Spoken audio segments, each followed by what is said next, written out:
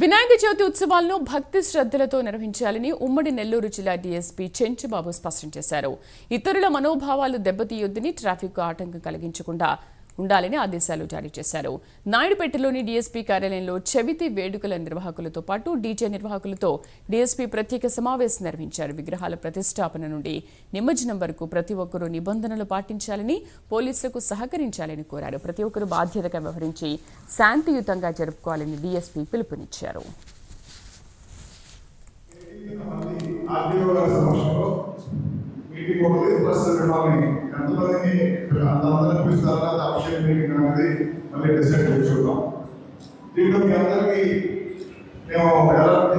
ముందుగా చెప్పదలుచుకుంది ఏంటంటే,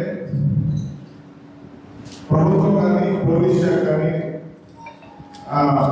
కొన్ని గైడ్ లైన్స్ ఏదైతే పెట్టారో అవి అందరి మంచి కోసం, సమాజంలో అందరి మంచి కోసం పెట్టారు. దాన్ని తప్పనిసరిగా నిర్వాహకులు ఎవరైతే ఉన్నారో మండపం నిర్వాహకులు తప్పనిసరిగా పాటించాలి.